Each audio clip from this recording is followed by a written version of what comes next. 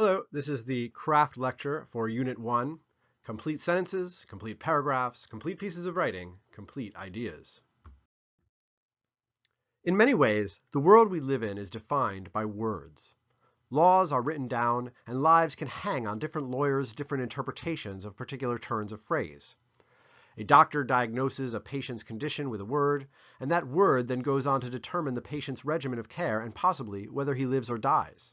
A couple says, "I do," and not only do they acquire a certain social, financial, and legal status in relation to one another, the words also affect the way they perceive themselves and their partners. One job candidate writes a cover letter that earns the esteem of a potential employer, while another candidate's letter gets tossed in the outbox after the employer has read the first 3 words. Even the way we see the world around us, colors, animals, consumer products, even each other, is heavily influenced by the words we have available to us to describe these things. At the very least, the words we use to think with influence the way we think and what we think about, and some philosophers of linguistics even speculate that thought itself is inherently verbal. If you can't say it, you can't think it. This is probably going too far. There are many other influences on human consciousness than linguistic ones, hormonal, environmental, genetic, interpersonal, and other factors, which combine to form the rich cocktail that is the human experience. When we are talking about academic or professional activity, however, we are talking about a realm of cultural experience that does in fact transpire, almost to a spooky extent, entirely on the level of linguistic and primarily written communication. This is because public institutions such as governments, schools, corporations, churches, nonprofit organizations, and hospitals are basically verbal constructs written into existence by human beings, and written communication is to these institutions what cellular structure is to living organisms, the very stuff out of which they are made. Founding documents, bylaws, memos, mission statements, clinical notes, police reports, letters of recommendation, contracts, research papers, annual reports, advertising copy, legal codes, and other such documents use writing as a lingua franca, a shared language capable of uniting diverse and far-flung stakeholders. Moreover, the kind of writing that is so important to sustaining public institutions is not just any kind of scribble-scrabble on a page. It is a particular stylized kind of writing that is calculated to evoke a sense of authority and credibility. All of these forms of professional writing are extremely different in many ways, but they share certain qualities of precision, specificity, and coherence that set them apart from the kind of language typical of face-to-face speech. Professional writing, in all of its forms, prioritizes a higher degree of accuracy and efficiency than the kind of intuitive, improvisational language people use to talk to one another. Whereas the meaning of a face-to-face conversation is usually somewhere in between the two speakers, a written document typically strives to represent a complete speech act. Whereas spoken communication relies heavily on unspoken visual and behavioral cues, a written document presents a complete picture of what it says. The idea of completeness is useful for thinking about advanced writing at every level, from the complete sentence to the complete paragraph to the complete composition to the complete idea. As a way of starting to think about the nature of advanced writing, it is worth reflecting on how the principles of completeness characterize the essence of successful professional writing. The basic unit of professional communication is the complete sentence. Complete sentence is a grammatical term for a sentence that contains both a subject, a noun that identifies something that the sentence is about, and a verb, a word or a group of words saying something about that thing. A sentence does not have to be long to be complete. All it needs is a noun and a verb. The shortest sentence in the Bible is also the classic example of the basic, stripped-down essence of a complete sentence. Jesus wept. Someone did something. This happened. Writing in English requires an ability to recognize when a sentence is complete and when it is incomplete. A confident string of complete sentences creates a forward momentum of things doing things and having things done to them in a steady rhythm of subjects and verbs. Complete sentences are stable, like a three-legged stool, rooted in a clear synthesis of things that happen, and this stability allows complete sentences to act as platforms on which other complete sentences can stand, becoming platforms themselves for other sentences, upward and upward forever. Complete sentences are also complete in this sense as well, that they tell a complete micro-story. Incomplete sentences disrupt the forward momentum evoked by complete sentences. Every once in a while, particularly in creative writing as opposed to more professional writing, writers will punctuate certain passages with rhetorical sentence fragments. Fragments for dramatic effect. Joy. Everywhere she looked. Pure joy. Frags can be very effective in such situations precisely because they disrupt the onward flow of meaning, drawing attention to the writer's verbal effects and creating an aesthetic impression. In most professional and academic writing, however, the writer's purpose is to convey meaning rather than to draw attention to the writing itself, and fragments, intentional or unintentional, compromise this goal by leaving the reader to cope with the subjects that don't do anything or with the things that happen without having been done by anyone. The best advice for professional writers is to get into the habit of always writing in complete sentences. Complete sentences are the component parts of complete paragraphs, and complete paragraphs are the bricks of all prose writing. Paragraphs come in many shapes and sizes. In most popular journalism, paragraphs tend to be very short, rarely spanning more than 3 or 4 sentences. This staccato style of writing is a helpful method for communicating a string of specific pieces of information, as newspaper articles commonly do, and it is also a product of the elementary level reading level at which most newspaper writing is directed. Emails, memos, meeting minutes, and other informational kinds of documents may also take advantage of shorter paragraphs. At the other end of the scale, academic writing tends to favor much longer paragraphs.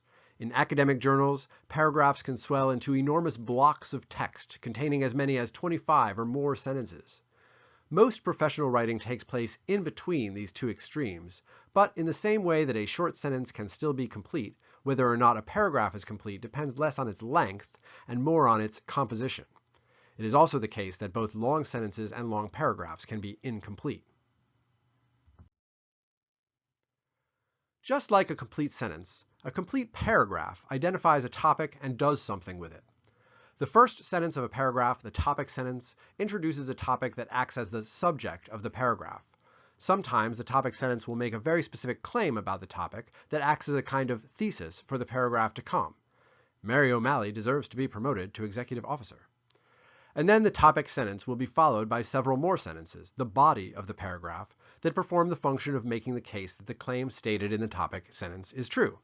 For example, evidence of Mary's commitment and accomplishments would be included in the body of the paragraph. Other times, the topic sentence may simply introduce a topic in general terms. Mary O'Malley has been working here for 12 years. And then the body paragraphs will go on to fill out the picture of what has happened during those years. The first kind of paragraph is more argumentative, while the second kind is more informational, but they are both perfectly valid kinds of paragraphs. In both cases, if the paragraphs begin with topic sentences that introduce their subject and then follow up with more detailed sentences that provide information about the statement made in the first sentence, then these paragraphs are 66, maybe even 70% complete. The final element that is necessary to make the paragraph 100% complete is some kind of concluding remark that signifies to the reader that the paragraph is coming to an end by summing up the main point of the paragraph. A paragraph that has this 3-part structure, topic sentence, supporting information, and concluding remark, constitutes a complete idea, neatly bookended and consolidated. In the same way that the completeness of a complete sentence allows it to act as a kind of platform to support an ascending ladder of other sentences, the complete paragraph acts as a brick of meaning, and writers stack these bricks of meaning, which are basically simple in themselves, into complex and world-changing conceptual structures. The 3-part structure of a paragraph, as you can readily see, is a miniaturized version of the basic structure of an academic essay, which typically includes an introduction that identifies the topic and purpose of the essay, body paragraphs that achieve that purpose, and a conclusion that summarizes what we've learned from the whole experience. For the purpose of this class, we will be talking mostly about a certain kind of academic essay, the research paper, a genre of writing to which this 3-part structure clearly applies. But it is important to bear in mind that any piece of writing longer than a few sentences will always communicate its message more effectively when it is conveyed using this intro, body, conclusion formula. Lab reports, executive summaries, letters of recommendation, grant proposals, and memos typically contain some variation on this formula, and even long emails are more intelligible when they are composed according to an intro, body, conclusion model. On the one hand, it may seem like a waste of time to begin an essay, or an email, memo, application letter, etc., with a few sentences devoted to saying what it is you are going to say. One's first instinct is usually just to get to the point and just say what you have to say without all the prefacing. Likewise, after you have presented a body of information in writing, some people might feel that it is redundant to write an extra paragraph rehashing points that were already laid out in meticulous detail. Don't these redundant paragraphs violate one of the cardinal rules of professional and academic writing, which is to get right down to brass tacks? Advanced writers, however, know that these paragraphs, the introductory and concluding statements, while they might be partly redundant in content, play a critical role in any act of communication. In order for me to start explaining something to someone, I can't just begin by bombarding them with information. I need to begin by establishing the why of the entire speech act. Why are you telling me this? Why is this information relevant to me? Why should I pay attention to it?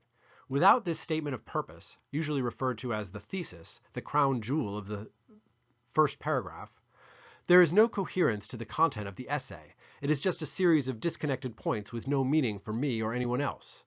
Advanced writers harness the power that an introductory paragraph has to clarify a point of view and to bring order and intelligibility to a piece of writing.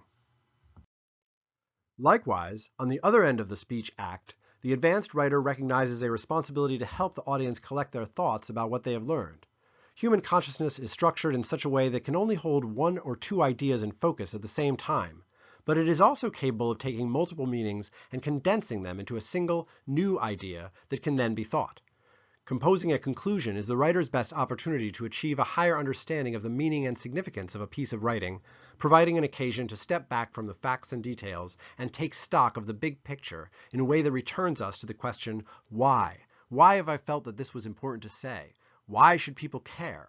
Advanced writers use concluding paragraphs not only to convey a sense of closure, but to fulfill the purpose of the piece of writing and to illustrate the conviction that the effort to do so has been worthwhile. By consolidating the completeness of a specific piece of writing, the introduction and conclusion of an essay have the same function as the complete structure of a sentence or the complete structure of a complete paragraph. A complete essay has the same structural semantic rigidity as a paragraph, allowing it to act as a brick in the cathedral of human culture. All of human science and knowledge as we know it is built up of sustained pieces of writing that fit together because they embody similar conventions about how to structure and express knowledge and ideas. Complete paragraphs, written out of complete sentences and arranged into complete pieces, are the material out of which corporations, schools, governments, and societies are constructed. The greatest secret of advanced writers, however, is even more profound than the mere power to construct worldly empires and regimes. The completeness of sentences, paragraphs, and essays is largely a matter of how ideas are organized and expressed, but the real power of writing is its ability to generate new ideas and to elaborate them in intuitive and unpredictable ways. The arrangement of complete sentences, paragraphs, and essays is a relatively straightforward matter of putting words in a particular order. But the most advanced of writers, whether they are students, businessmen, healthcare providers, or individual unaffiliated human beings, use these structures as means to an end for pursuing a more elusive and enigmatic prey, the complete idea. The concept of a complete idea is a little misleading, since one of the best things about ideas is that they are never complete. By their nature, ideas are always spilling over with new implications, novel applications, shifting relationships with other ideas, and inner contradictions which evolve, hybridize, and occasionally explode. By seeking an ideal of completeness, however, each writer has the capacity to inch a little deeper into that thicket, mapping new developments and unexplained phenomena, and even, from time to time, stepping out onto an undiscovered mountain ridge from which entire unexplored continents suddenly become visible. Everyone is familiar with the dropped idea. You had an idea, it was in your mind, it bounced around for a little while, and then it fell away, replaced by other mental phenomena. Advanced writers use writing as a kind of jar that allows them to capture these little lightning bugs of consciousness. Writing might also be said to open the jar, morphing into a tracking device that follows these ideas into their natural habitats, observing their feeding and mating habits, their life cycle and dream life. Writing is also a petri dish that allows an idea to reproduce into colonies and populations, growing from a single thought into an entire new branch of the evolutionary tree. Writing is a PET scanner that allows the writer to anatomize the idea, model its component tissues, organs, and organ systems. One could go on and on. The point is that writing is not just a device for expressing ideas. At its most advanced, it is one of the best tools human beings have invented for cultivating new ideas, milking them, and putting them to work. Advanced writers approach a writing task not merely as an opportunity to say what they already know, but to discover new things that they didn't know that they knew. Neuroscience has yet to fully explain why writing is such a potent portal to the unconscious and such a crucible of human self-awareness. I suspect it has something to do with the way so much of our mental life is coded in the form of words, so that the mental activity of generating words also dredges up mysterious gems and fossils from the bedrock layers of human perception. In any event, any advanced writer appreciates the opportunity writing affords to take an idea and massage it, tease it out, stretch it into new shapes, and expose it to different experimental conditions. Writing provides the chance and the resources to make our ideas, if not complete, at least more complete than they were originally. Getting into the habit of expressing yourself in complete sentences, complete paragraphs, and complete compositions is an essential skill for anyone seeking educational or professional advancement. Practicing these rhetorical strategies allows writers to contribute in a meaningful way to the discursive communities they participate in, while enhancing their own credibility and effectiveness. At the same time, the rigor of these structures challenges writers to make their own ideas more nuanced, more precise, more fully developed, and more complete.